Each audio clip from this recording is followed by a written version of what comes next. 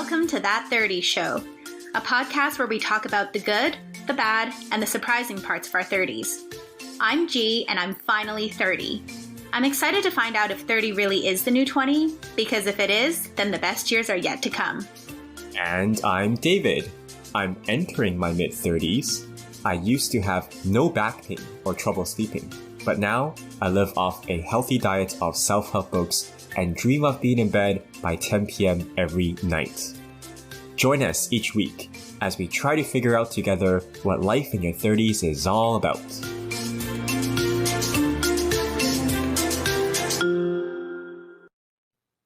Welcome back to That 30 Show. Welcome back, everyone. It's another episode of Uncut. Uncut. I want to have a little jingle or something that we should add in there. Yeah, we can figure something out. Post production to add in there to signal in the chaos that is our unfiltered, unedited. Yeah. Like a tagline. I think it's been going okay. I think it's been okay, actually. I don't feel like when I listen back on the Uncut episodes, I'm like, I'm actually quite impressed. I think it's probably because we're just kind of chatting. Like, it's nothing that requires too much thinking. Okay, we'll see if that lasts this episode. I know. Put each other on the spot a little bit. But before we get into that, how's your bachelorette party? Not your bachelorette, but wait, was it a bachelorette party? It was a bachelorette party, yeah.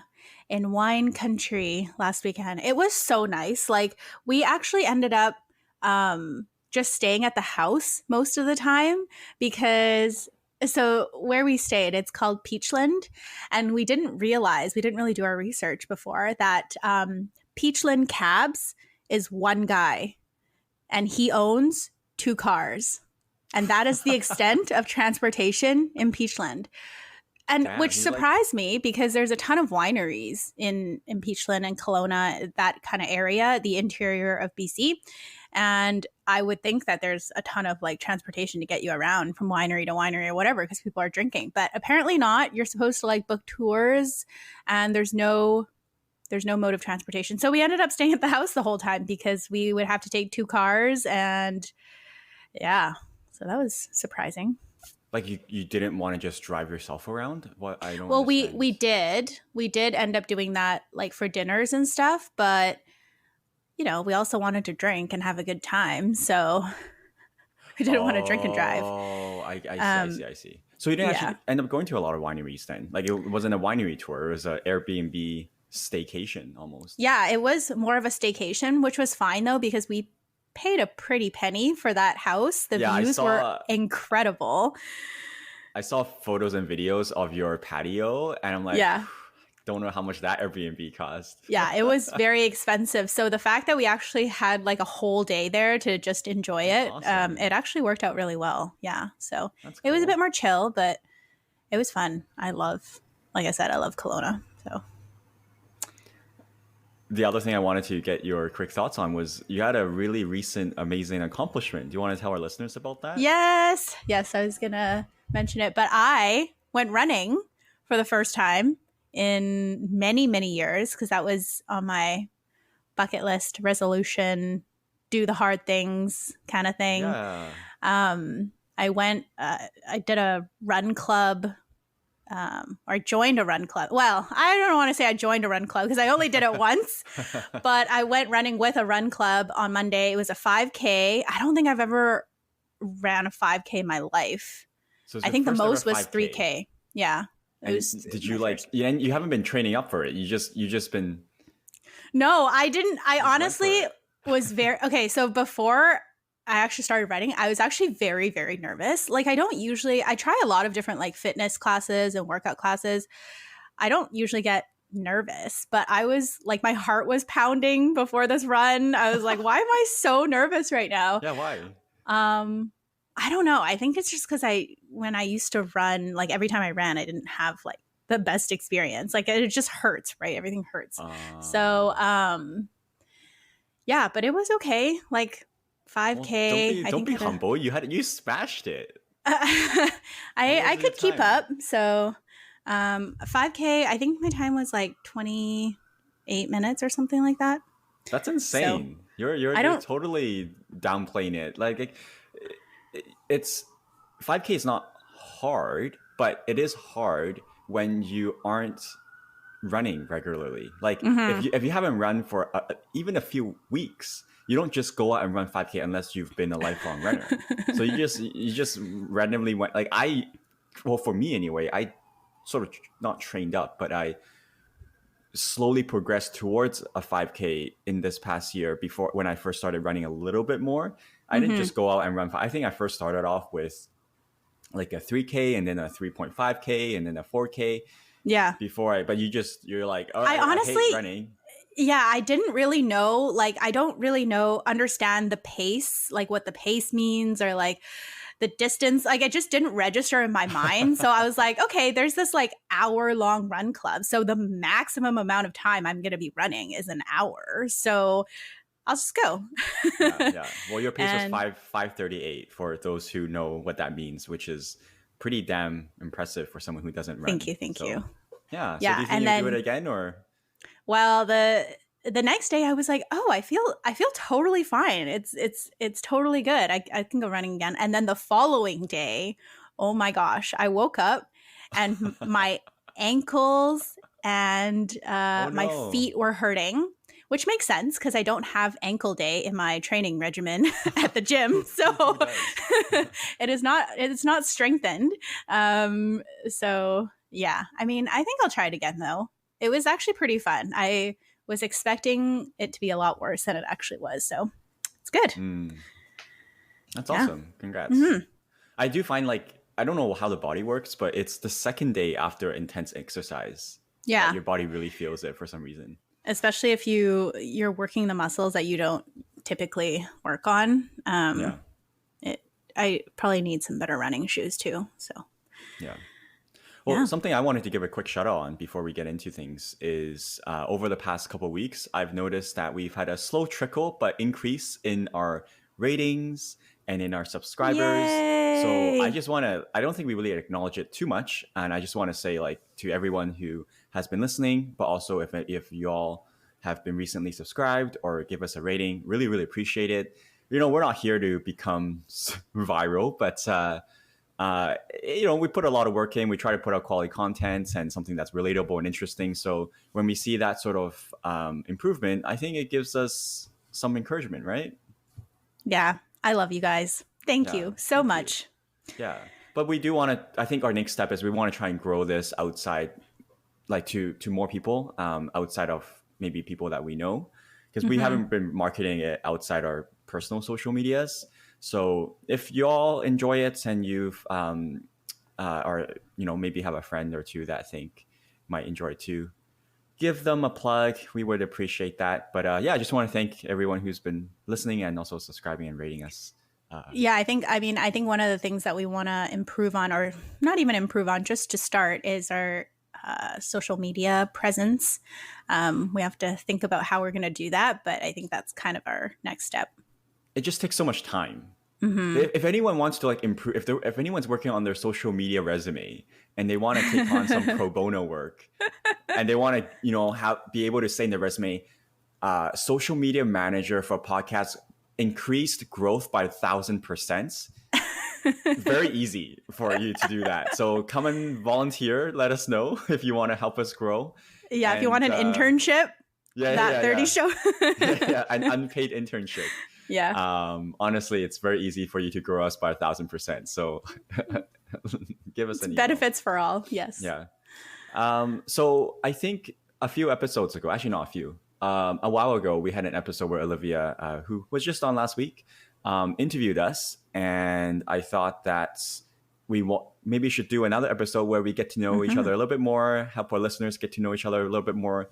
But also, it's our 21st episode. That's crazy. Oh my gosh. That means we've done 20 weeks consecutively of, that blows my mind, actually. It does. Yeah. So along with getting to know each other, I thought that maybe we could also do a recap. So what we're going to do you have anything you want to talk about before we get into it? No, I was just saying this is like a trip down memory lane to when our first episodes were coming out. And I was looking back on all of our episodes and I was like, wow, we've talked about so much. Yeah. So we want to actually like go through each episode and ask each other a question based on that episode. So let's just dive into it. Sounds good. Okay. So I'm going to take the odd numbers one. So I'll start first. So Yep. for most of you, I think, who came and listened, you probably listened to the first episode, which was just about kind of us just riffing. But you told us about your Europe trip. And so I have a would you rather related to traveling. Ooh, So you okay. can tell us a bit about that. So the question is, G, would you rather travel without being able to take any photos at all? Or travel without your phone or laptop or access to any internet and computer, but you can bring a camera, like a normal camera, DSLR. Oh, interesting. I would travel without being able to take photos because I want to I'm know shocked. where I'm going. Wait, well, no. You know where you're going. What do you mean? Well, if you don't have your phone or anything with you, then you're just wandering. Like, is that the point of the would you rather? Like you're wandering Yeah, you don't and have you're the, lost. you don't have the convenience and the connection of having an internet connected phone.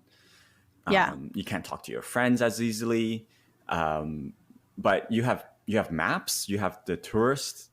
Oh no, booth. that's way too complicated for me. I like Google Maps. You know what? I also picked the one without pictures because okay, if I have the option to access my camera and Instagram and social media, then I want to post. But I don't think I would mind actually not having that option so that I could just enjoy the moment. So it would be like a forced kind of thing, right? Where I actually have no options to take pictures and videos. What do you actually think about photos in general? Because I remember when we were talking about hanging out with parents, you were a bit exasperated about how our parents' generation loves to take photos Yeah. excessively.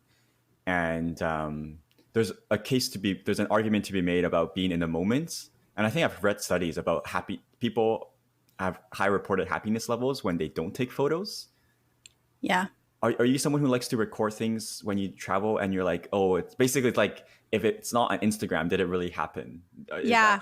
I sort of mean, your I'm take? definitely guilty of that. I love taking photos and videos where I think so. My parents will take like a million photos of the same thing, right? So they'll have the exact same picture like 10 different times and then they won't ever look at them again. Like I Yeah. love going through my photos and videos. I do Oh, you it do? very often. Wow. Through like the years. It's similar to me reading my past journal entries. Like I love just looking back on things, and so that's where I see the value in it. It's not so much, yeah, just taking the photo for the sake of taking a photo. I actually do enjoy going back and looking at it. Oh, I think that's the difference. Most people don't. So I think you're maybe in the minority. Mm. Well, I shouldn't say that. I don't know what other people do, but I get the sense of for me, at least. Yeah, like my parents don't. They'll just have and then they'll like eventually delete it because they run out of storage space. And I'm like, what was the point of you taking all those photos? Yeah. Yeah. Okay, next question. Okay, so the second question is from episode 2. Essentially, again, we were just talking about like a bunch of kind of random topics. We talked about our favorite reads from 2022, noteworthy books, instant versus delayed gratification, money management in your 30s. We talked about New Year's resolutions, what we're looking forward to in 2023. But I thought I'd start out maybe just a bit easy on this one. And I'm curious if you have a noteworthy read from 2023 so far. What's been one of your favorite books? I've been a little behind on my reading habit. I haven't found as much time. I actually do this thing where I try to keep a track of whether I'm keeping up with my reading goals, which involves 15 minutes every morning of my nonfiction book. Yeah. And then if I don't do 15 minutes this morning, I want to do like 30 minutes the next day, just to make sure I'm like keeping on top of things. So yeah, I've been keeping up this tally, and as of this morning. How much do you owe? I owe 732 minutes. Wow, I'm actually very impressed that you continue with this tally though. Yeah, like you it's can part of spend my- that It's my checklist. time. I have a morning checklist, right? So first thing I do Oh. is update my reading time. So every morning I plug in another 15 minutes, and now I'm over 700 minutes owed. So I don't know if I'm ever going to catch up on my reading bank. Clearly, I haven't been reading at all. That's so funny. You should use that time instead to read something. Well, I've just been so busy, but I am going on vacation with my family next month for a week, and I don't know how much free time I'll have, but I'm looking at that week as my opportunity to catch up on my 700 plus minutes of reading. Is there anything that you're wanting to read? Like anything on your book list? Oh, well, I mean, there is. Well, come on, of course, I have. You over have a 100, book list. I have Of over course. 100 titles on my book list. Yeah. But no, there's a book that. Let me just quickly check. Oh, so the first book, or the second book I actually finished this year was a gift from my partner, and it's one of her favorite books that she rereads every year. It's a classic. It's called Tuesdays with Morrie. Have you heard of it or read it? Oh, yes. I've read that a long time ago. Oh, you read it? Do you remember anything about it? When it first came out. Not really. Because I read that along with The 7 People That You Need in Heaven. I think it's by the same author. Yeah.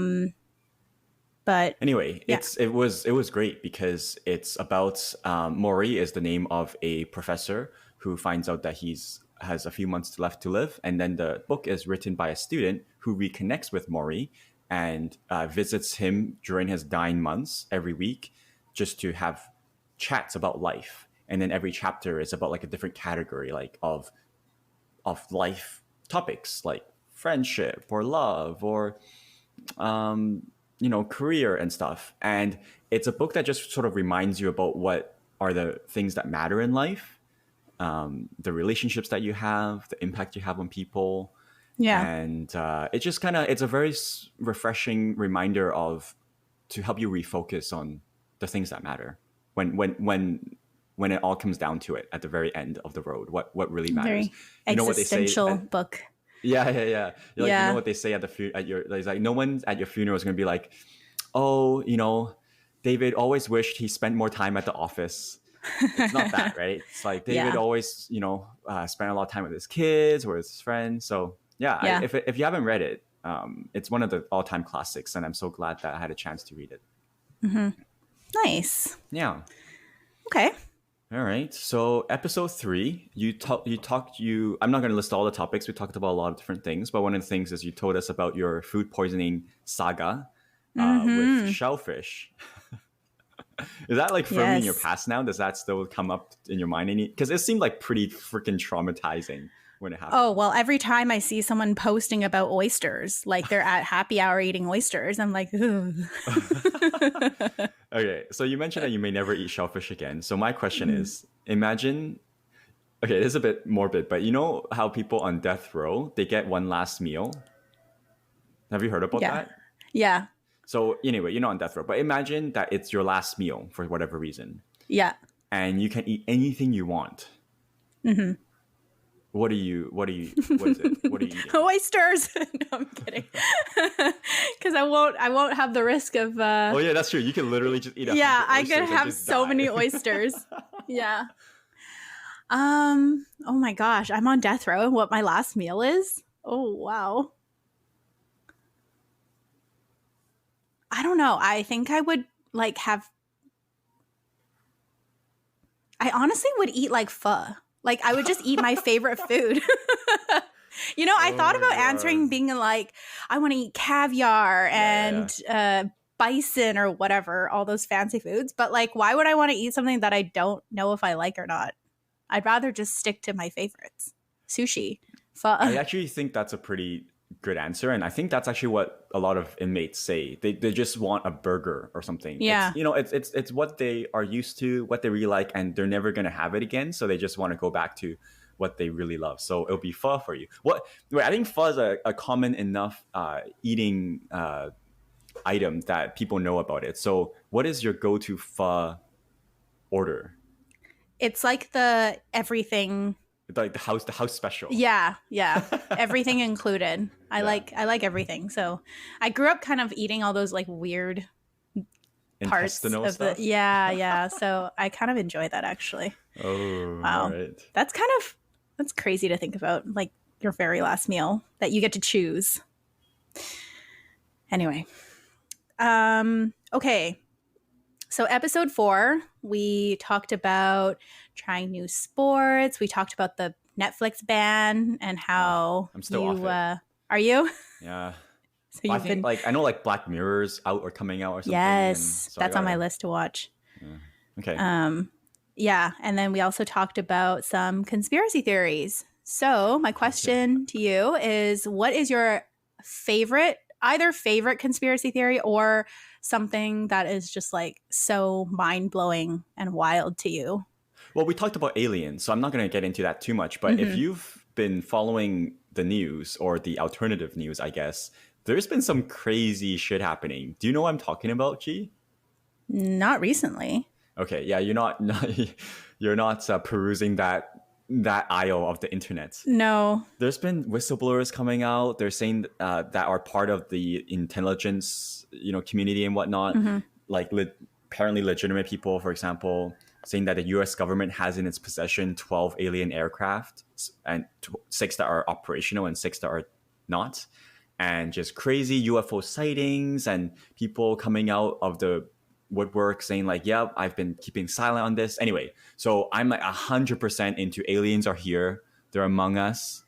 Whoa. We have captured like UFOs are a thing in the sense that they're anyway. So that's probably my favorite, but we already talked about that. The one that I actually recently came through, I don't know if it's my favorite, but it's just something that comes to mind. I saw on Twitter the other day, 9/11. There's a whole thing about 9/11. So I'm not going to talk about the World Trade Centers. It's actually it's a building called World Trade Center 7. It's a smaller building, maybe like 40 something stories, but that's still small compared to it. And it Yeah. also collapsed like 5 or 6 hours or something after the incident happened. And it was never hit by a plane. And there's a lot of conspiracy theories about why and how that building collapsed, because the building doesn't just randomly collapse. Yeah. So if you're remotely interested, I can't really do it justice. Just Google it. You'll see a video of this building just collapsing, and it was like, the joke is like this building saw these other buildings collapse, and it decided it also wants to collapse. Oh my Like gosh. that's just how comical it is in terms of why did this freaking happen? The So this is official also in New York. yeah, it's a building right next to the World Trade Centers. Oh. Whoa. And it just collapsed, but it was never hit by anything. The official explanation is that it collapsed because of a fire damage from the debris. That's probably true, as with most conspiracy theories, it's not real. But if you look into the details, you'll know why it's like, well, no, that's not a good reason. Why did it? Yeah. Anyways. Interesting. Okay, I have to share mine too because Okay. I think about this actually quite often. It's the notion of like the Matrix, that we're all living in a simulation. Not a simulation. Highly stimulating simulation. A simulation. I'll just like walk down the street and I'll randomly think about it. Like, what if all of this is not real and we're all just sleeping and we're in this world, yet somewhere out there our actual bodies are, I don't know, in a tank somewhere. Oh, I think about that all the time. Actually, Yeah. my version is that it's not that we have a tank somewhere, which is what I think you're alluding to. Literally, the movie The Matrix, how they depict it. I think about just that this world is a simulation run by some intelligent. Like, there's no real version of us. We're just video game characters. Have you watched the movie Free Guy? No. By Ryan Reynolds. Oh, No. it's actually so good. I love it. It's sort of touches upon this. But yeah. I love that conspiracy theory. It's not even a conspiracy theory. I think a lot of scientists say that if you understand the probability of like probability theory and stuff, it's like, and how simulation works, it's like the most probabilistically likely reality that we are in a simulation. It's kind of nuts. Ooh. Especially when there's like something weird happening. I'm like, oh my gosh, it's a glitch. Yeah. Yeah. Like even with the World Trade Center number 7 collapsing. People are saying like, oh, this is like the simulation, just like, you know, A glitch in the Matrix. Yeah, the hit a glitch. Whoa, crazy. Okay. All right. So episode 5, we did our morning routines. One of our more popular episodes, I guess, in the early going. Our favorite, your very famous 2.5 hour morning routine that starts at 4:30. This might be a whole nother episode, but my question is, can you give us a quick summary rundown of what your evening routine is? Oh, sure. My evening routine is not as extensive as my morning routine, or it doesn't take as long. But I guess my evening routine would start after work. I usually go to like a workout class of some kind. Like usually it's a dance class. Yes. Wait, sorry. I'm talking about your bedtime routine, not your entire day. Well, my bedtime routine is I go to bed. Like I don't have Really? a bedtime routine. Oh, I'm surprised because there's the whole concept of having a regular bedtime routine. It signals to your brain. It gets you into the mood to sleep. You don't have a bedtime routine? No, because like, so this is why I started from after work, because like I consider after work my evening routine already, because I sleep kind of early.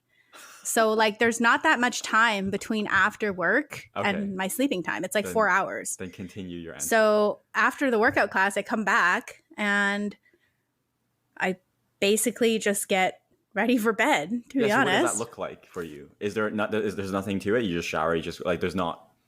Well, I'll read a bit before bed and then that's it. I'll go to sleep. Pretty simple. So yeah. Very simple. Yeah. All right. Okay. This is actually part of my question to you, actually. So episode 6, we talked about work hard, play hard, dating diaries with our first guest, Audrey. She talked all about her routines, like her schedule, her packed schedule where she takes an hour to nap and then schedules in her boyfriend. And then she also talked about, dating in her 20s versus 30s. So I was curious about what David's weekly schedule looks like. Is it a packed schedule? Like, do you have routines? What does it look like? Weekdays, weekends? So I live off Google Calendar, and I'm a time blocking fiend in a way, but I fail like a lot. So like I might have things time blocked and then I keep moving it to the next day because it doesn't happen. So I am a time blocker. But something I guess that's interesting that might be worth sharing with this question is that my Google Calendar is full of daily reminders throughout the day. So they're not like a time blocked event, but once I'm done, I just tick it off. And oftentimes I didn't do it, so I just take it off to get rid of it. But my Google Calendar is, so on any given day, my first reminder is at 11 a.m. and it's to cook rice and eat a snack. Oh, wow. And this doesn't always like, if I don't have to cook rice that day, that's fine. But it's just that, if I'm eating lunch and I'm at home and I need to cook rice, I don't want to forget. Sometimes a lot of these reminders I put on because I'm learning from mistakes. It's like 12, I'm like, I forgot to cook rice. I'm like, okay. And my personality is very much, I don't like to make mistakes twice. So whenever something happens, I ask myself, how do I make sure this never happens again? So this is sort of my way to do it. Like I'm going to set myself a reminder. So I have breakfast around 8 to 9 or so, usually, if I do have breakfast, and then I eat a snack. My snacks are usually fruits. So I eat a snack like a banana or an apple, and then I cook rice. So I have rice ready to go. And then I do these mini exercises twice a day.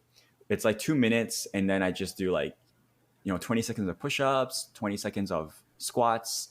And I think I mentioned this in my morning routine, but anyway, it's from the 4-Pillar Plan book with Dr. Rangan Chatterjee. It's like, you want to try and get your heart rate up throughout the day is better than not, sitting for 10 hours and just having a 30 or 45-minute gym session. So I do a mini exercise right before lunch. So I have a reminder at 12:15 for that. And I have a reminder at 1:30 to floss. Wow. Because I want to floss after I eat lunch. Because I think ideally flossing twice a day is better. And then flossing means that you don't have things that are stuck in your teeth that allow it to, Decay. decay and stuff. So I try and floss after lunch. So I remind for that. I run at 5 p.m. to eat another snack and do a stretch. I like how you schedule in all your snack times. It's like a kid. And then at 6:15 before I eat dinner, I have a mini exercise reminder. I'm reminded to do eye drops because of my laser eye care. And then I've also incorporated eating vinegar before I eat dinner now. Eating vinegar, like so apple this cider? Was from the this was from the did I talk about this? This was from the blood sugar level rant I went on. Yep. So apparently ingesting some vinegar with water helps your body regulate it. So I try to do that. Again, with most of the things, I do this maybe half the time. And then my last reminder in my calendar every day is that after dinner around 7:30 or 8, I go for a 10-minute walk. So that's what my calendar looks like. I have all these reminders every single day. Wow. And, that is so interesting. I don't do that, but that is very interesting. I used to have apple cider vinegar in the mornings. I didn't know you. Really? What? Yeah, Why? apple cider vinegar plus water plus a bit of lemon juice sometimes. Oh.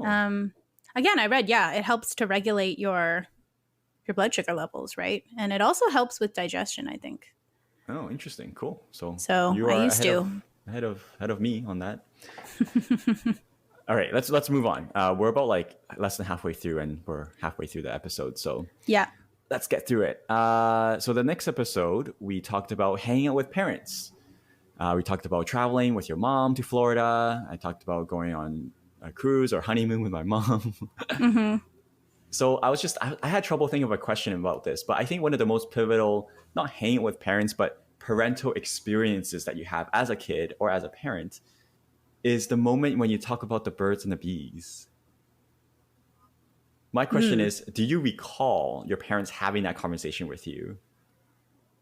No, definitely not. Like I learned everything from grade 10 sex ed. I never learned anything from my parents. I mean, my parents are like very kind of typical Asian parents. They don't say I love you. There's no like touchy-feely stuff. We don't talk about like deep things, especially when I was growing up. We never talked about anything. Well, birds and bees is not deep. Like it's that. more like, for example, when you're in high school, or I don't know what your lifestyle is or your dating history in terms of your parents being like, oh, she might be, sexually active now. When do we have that conversation with her about being safe? But I guess they nope. Okay. They never did.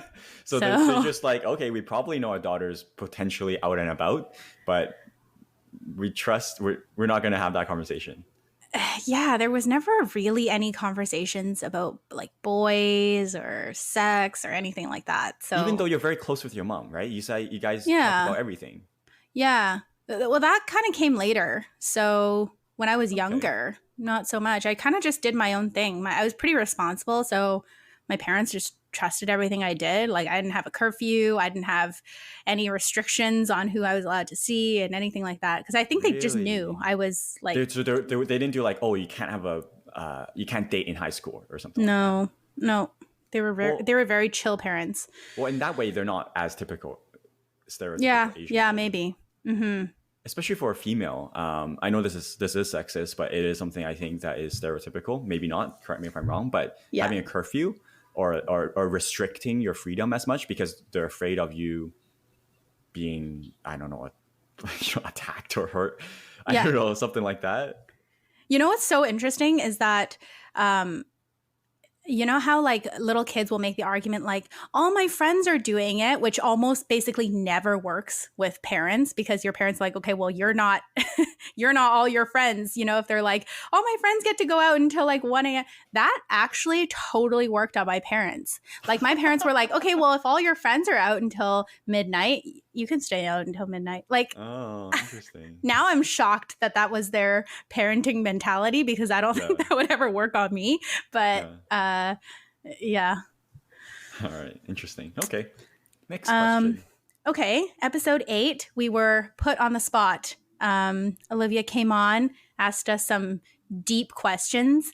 And I think one of the very interesting things about that episode was our differences in the way that we process questions and the way that we come up with answers. While yours were very deep and thoughtful, mine was literally like the first thing that comes to my head and more shallow, if you will. So I thought it'd be fun to ask you, or just like say a phrase or two, very conversational statements, everyday observations that aren't typically meant for deep conversation. But I just wanted to say them and see if that's something that you can interpret more deeply and if you can come up with a deep analysis for it. Okay. I'm ready. So someone says to you, I'm looking forward to my vacation. Well, yeah, there's so much to talk about there. Because it goes back to Eckhart Tolle's Power of Now book. It's living in the present. When we live in anticipation of the future, or we live in nostalgia or regret of the past, we aren't being present, and that affects our. So that's where I would take it. Is like, okay, so you're looking forward to vacation. So does this mean that you are trying to escape something about your present life that you're not happy with? That's my immediate thought. Okay, I could elaborate, nice. but we want to get through. My immediate thought was, oh, where are you going? No, yeah, my immediate thought is, what's wrong with your life? Why do you want to run away from it? Okay, well, since you did that one so fast, okay, what about if someone says, I'm hungry?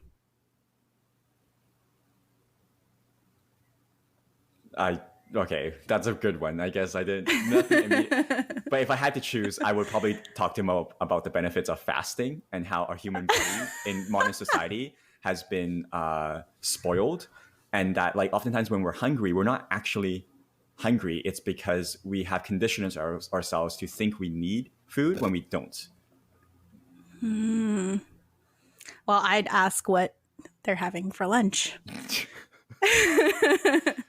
Wait, Okay. you have to respond by David. It's just not that deep. Yeah. I like That's that. so funny. All right.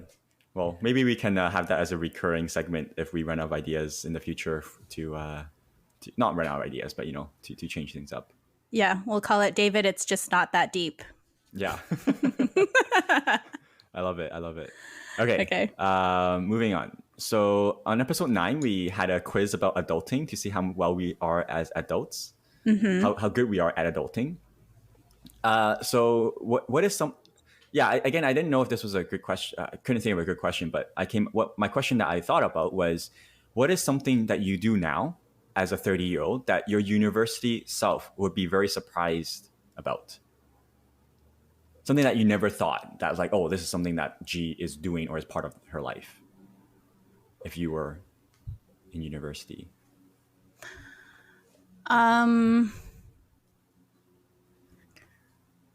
Like paying property taxes. Okay. Paying all these taxes and fees, having a mortgage. Like, I don't think I ever really thought about that in university. That would be something that's a big part of your life. Yeah. Especially at this stage, like I would have thought, okay, I'm be married with a kid before I have to worry about all that stuff. So like being a single person having that, I never would have imagined it, which in a way makes me very proud of myself. So you've talked about property taxes many times. You've mentioned property tax multiple times on this. How are you doing, G? Are you okay?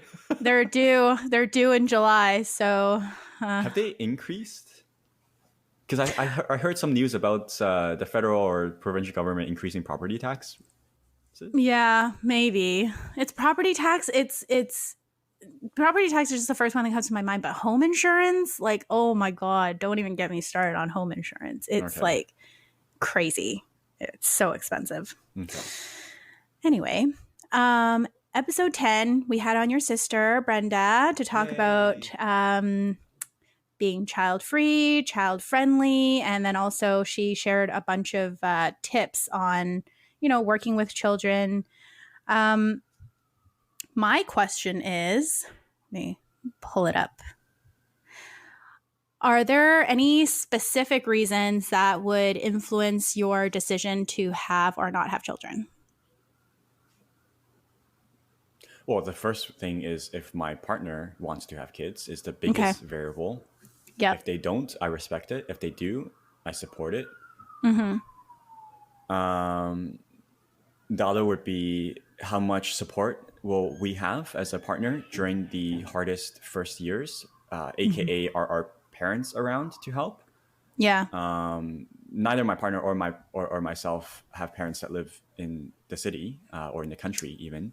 So that's not a deciding factor, but it would be part of like, okay, if we're going to do this, how are we going to make this work? Because it takes a village to raise a kid, and if our village is not there, what are we going to do? And I guess I think the stability and the strength of a relationship is going to be a big variable on how not successful, but how manageable raising a child is. If your relationship is already, well, not already, but like if it's not rock solid, this is a sentiment I heard from another friend recently. If your relationship is not rock solid, having a kid is probably gonna not be. It's not gonna do good on your relationship. So I think ideally, I would want to make sure the relationship is rock solid before having a kid. And that's hard, right? Because with all relationships, there's always things that you're working through, that you're learning about each other, that you're learning new ways to communicate more effectively, to compromise better. And so is it ever going to feel rock solid? Hopefully. I don't know. Maybe that's very pessimistic. Maybe couples out there like, Dave, what's wrong with your relationship? But hopefully it's a realistic take that it takes at least some time to work out the kinks. And, so that's couple things that these are very practical. Yeah, one that comes to my mind is like finances, being able to. I was thinking about that too. Yeah. Episode 11, you turned 30. You shared your wisdom or the lessons you learned from the past decade. So in terms of turning 30, my question is, what is a birthday present you remember receiving that you really liked? Ooh, the thing that always comes to my mind are the like handmade gifts that I've received. I think those, like, I've received, this was more in high school. We used to give each other like scrapbooks and these giant, I remember I would ask for this every year. Like everyone's like, what do you want for your birthday? I was like, I want this giant card and I want everyone to sign it and like write something in there. Those are always the ones that I cherish the most. It sounds cheesy, but that was always my favorite. And then there was this one that I remember I got from my friends a digital camera one year. And I remember I really wanted a camera. So that was, I think I still have it, even though it doesn't work anymore. But back then we used to take pictures of everything and upload it to Facebook, as we talked about. Yeah. So having a digital camera was like the best thing ever. Yeah. Awesome. Yeah. Homemade stuff is, I love those presents the most too. It's just thoughtful, Yeah. Okay, episode 12 was your mindset makeover. This was your solo episode, your personal journey to wellness. And actually, when I was listening to that, I don't think I ever said on the pod, but I was getting like a little like emotional listening to that episode because I just remember that time, I feel like, because we were friends at that point too. And I just remember at that time it was such a big struggle for you. So I'm glad you got through it, through the power of mastering your mindset. So I'm curious how you're using that today, like in your everyday life. Are you, if and how you're using the power of mindset these days? Yeah, for sure. I mean, the first example that comes to mind is reframing what I feel emotionally and instinctively is a negative events or experience into a positive one. The most common one, I don't know if I've mentioned it on this pod, maybe not, but I keep talking about it, is it's a very simple thing. It's like, for example, if I go down to my car in the parkade and I forget something, I'm like, to go back up to my apartment. I'm already running late, for example. or if it's just annoying and inconvenient, emotionally I feel frustrated. But then I ask, it's always the question you ask yourself. I think Tom Billy asks this, the podcast that we both like. Anytime something bad happens to you, I gotta ask yourself, how can this be the best thing that has ever happened to me? Mm-hmm. And that's a question that I didn't mention on that pod, but I had meant to, which is, that's not a question I had asked myself during my dark days of my concussion, is how can I make this the best thing that has ever happened to me? And so in terms of forgetting something from my car, I just remind myself, hey, this is a really great opportunity for me to get more steps in the day. I'm getting more exercise. I'm walking more. This is a good thing. And so I think the mindset thing, I use that every day by reframing things. So, I don't like going into the office to work because I think it's a hassle and I can work at home just as well. But then, especially if it's sunny, I'm like, okay, well, this is my opportunity to bike to work. Or even if I'm not biking to work, then I want to reframe it as, this is my opportunity to, because where I work, there's a lot of nice scenery and trails that you can walk that are much nicer than my home. Then I'm like, okay, this is my opportunity to take some walks that are in nicer areas than I can at home. So that's, reframing things that are actually, they're kind of shitty, but like, how can I think about it? Because reality is how you think about it, right? There's no good or bad. As I said on the episode, nothing is good or bad, but thinking makes it so. So those are a few examples, okay. Well, yeah, I mean, I totally love that. And I think the key here is when you say every day, because I think this is something, same with like a gratitude practice. It's these little things that you have to do all the time, like every day, to try and build your mindset around that. It's not something that takes a lot of time. It's not something that's big, but if you're always consistently trying to reframe things in your mind, like one of the things that I always do is, rather than if it's like, oh, I have to do something, it's always like, I get to do something. And thinking about that is like such a simple trigger or switch, but like building muscles in your body, it's the same as building that in your mind, right? So I had that. I had to force myself to think that way. I get to do it. Recently, when I was grocery shopping and cooking, two things which I hate doing, but I have to because it takes me a lot of time. And then I noticed this very negative thought pattern, like, oh my God, I hate buying groceries. It takes so much time and blah, blah, blah, for me anyway, blah, blah, blah. And then so I told myself, I said it in my mind, I said it out loud, I tweeted it to try and manifest the reality. I was like, it's not I have to buy groceries, it's I get to buy groceries. It's not I have to buy groceries, I get to buy groceries. It's like, there's many people out there who would wish they could go to a supermarket and just literally buy anything they want, Yep. And that's my privilege. That's my something that I have the privilege to do. So it's something that is a huge positive. Imagine if I'm homeless one day, I'll look back on those days like, David, you could walk into the supermarket and just buy anything you want in any volume you want. Like, be grateful for that. That was repeating over and over in my head while I was running, actually, the other day. Yeah, I get to run. So yeah, because imagine, what if you broke your leg? You could do totally anymore. Yeah, then I would have wished that I could have gone running. So, yeah, that's awesome. I really like this, and I think I just want to say one more thing about it. And the other day I was going to badminton. I was very sleepy, and I was kind of in a bad mood because I want to play well, and I'm like, I'm sleepy. I can't have a good badminton session again. And then I was just in such a bad mood. But a friend I don't usually get to play was coming that day, and I wanted to be in a good mood for them because I don't see them very often. So the first step was I noticed my mindset was very negative. I was not enjoying it. I was like, okay, so I'm going to play this badminton. Let's not have this negative mindset. So how I switched it was I asked myself, David, how would you feel if someone told you, David, you're gonna get in a car, you're gonna have an accident the next day? And this badminton session tonight, in hindsight, will actually be the last time you ever play badminton in your entire life. How would you approach it differently? Yeah. And that was immediately liberating because no matter how tired I was, no matter how shitty I felt and how badly I think I was going to play, I was like, well, if I just pretend that this is the last time I play badminton in my entire life, it doesn't matter. I'm just going to make the most of it. And that immediately lifted my mood. I actually felt my mood just completely get so much better just thinking about it in that way. It's such a simple thing, but I think it really takes a level of like self-awareness and maturity to be able to think like that or turn that kind of switch. Okay. I noticed we're at like 50 minutes. Yeah. So and we still have like half of it left. The challenge for us is to give 1-sentence responses. Okay. Okay? That's All a right. challenge. That's a fun challenge. Is it my turn For or your you? turn? I lost track. It's your turn, episode 13.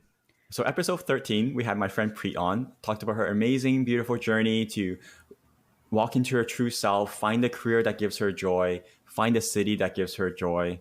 So my question for you, G, is what alternative career would you have or would you like if you could do anything in your life?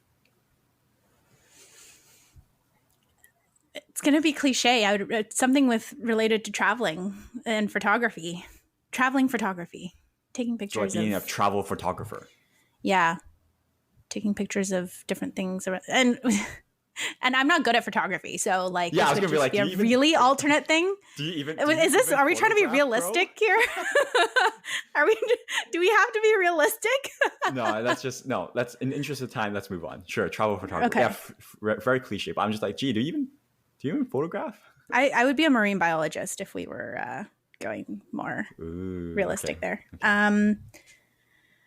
Okay, so episode 14, that was my travel diary from Bali and the Philippines. I talked about a lot of misadventures with the jellyfish stings and all that. So I want to know your misadventure from one of your travels or a big obstacle or challenge that you have to overcome while you were on one of your travels. 1 sentence, first thing that comes to mind. On Christmas Day in Mexico, I had rented a scooter. Upon returning it, they charged me fees for a missing part that I thought was a scam. I was in a bad mood. This is not 1 sentence. I was in a bad mood, but I reframed myself by reminding myself, this $200, $300 fine, I will not care about in 5 years. So don't let this ruin my day. Wow. That's so mature of you. I was still in a bad mood, but I tried not to let it ruin my. It was like, it's not going to matter 5 years down the road. So don't worry about it. True. On episode 15, Yude was on to talk about his relationship with his parents, with his friends, with himself as he gets older. This is not a 1 sentence question, so this is a challenge for you in 1 or 2 sentences. Tell us more about your brother. You have in terms of relationships, you have a brother. We have not really talked about that much, other than the fact that he sleeps at 4 a.m. Because he's not 30, so it's not relevant. I have a younger brother, 5 years younger. My relationship with my brother, it's pretty surface level, I would say. We're not super close. I think it's because of the age gap of 5 years. I would imagine that we would get closer later on, like by the time he's 30 and I'm 35. Maybe that will change. But right now, we're, like civil with each other. We used to fight a lot, like a lot. Yeah. And I can't imagine G being in fights in general with people. Like, you're such a you should have happy-go-lucky, agreeable. Yeah, I would yell at him all the time. About what? Well, it's because he would make my mom angry, and seeing my mom angry makes me angry. So I see. Was always on my parents' side. Okay. Okay. Next. Yeah. Okay. The next one was our first Uncut episode. We talked about our resolutions, how to stay motivated. I kind of had trouble coming up with a question for this. Do you want to skip it then? Oh. Well, my question was going to be if you have any like goals or something that you're working towards for the rest of the year, or anything on your list. My current goal that I've been failing to do is to not look at any screens after 10 p.m. Because I've heard that it's bad for you. Or Andrew Huberman has told me it's bad for me. Well, I wish you all the luck. Yeah, it's very hard. Episode 17, that was a fun episode. We had an Uncut episode. Actually, that was not Uncut, but we challenge assumptions and stereotypes about your 30s. In terms of assumptions, I was just curious, is there a common assumption that you feel people make about you, especially when they've just met you or someone that doesn't know you very well? Yeah, I think it's that I am happy or positive 100% of the time. Wait, you're not, G? Which What's is going on? not true because I am human and there is no human on earth that is happy 100% of the time. So, yes, that is the biggest So misconception. when's the last? Oh, when's the last? Can you say it in a nutshell? What's the last time you were unhappy? I See, don't know. doesn't exist. Well, but it's little things. It's not like huge things. Okay, So, okay. yeah. Next question.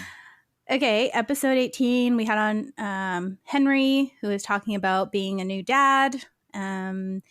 My question is, what is your biggest concern or fear with being a dad? I don't think it's about being a dad or a mom. It's just being a parent. My biggest fear concern is how to help them navigate social media and use of technology effectively. Yeah. So much more prevalent now than Yeah. when we were kids. So Can't imagine going through high school with social media. High school was, for me anyway, shitty enough. Can't imagine the peer pressure and the comparison and the bullying with social media. pressures, yeah. Episode 19, Summer Bucket List. So we talked all about what you want to do or have done in the summer, and summer's your season. I think your least favorite season is winter. Would that be correct? Yeah. Okay, so this might be a challenge, but what is a winter bucket list item for you?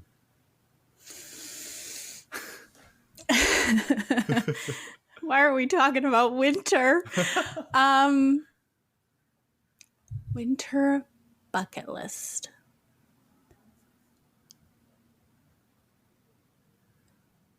The fact that I don't even have one. Yeah, it's pretty telling. It's pretty telling. What's a favorite winter activity that you have ever done? Okay, well, I really enjoy snowboarding. I just need to go more often. So I would really like to get better at it eventually. So maybe this year. This year will be the year. What about okay, anyway. Oh, let's carry on, I guess. That's fine. You don't have an answer because G doesn't like winter, so she has nothing on her winter bucket list item. If you all think that she's missing out, send us a DM or email. What is G missing out on? Yeah. What is your winter favorite give you? winter activity? Yeah. All right, last question. Okay, last question. This was just last week, episode 20. We had Olivia on to talk about all things wedding.